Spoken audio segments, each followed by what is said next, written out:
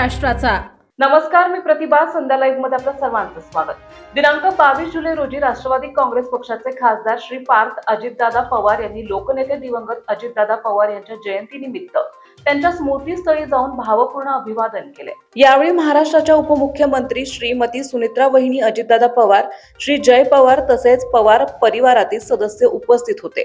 सर्वांनी लोकनेते दिवंगत अजितदादा पवार यांच्या स्मृतींना पुष्पहार अर्पण करून विनम्र आदरांजली वाहिली। या प्रसंगी उपस्थितांनी अजितदादा पवार यांनी जनसेवा, विकास आणि लोककल्याणासाठी दिलेल्या योगदानाचे स्मरण करत त्यांच्या कार्याला अभिवादन केले।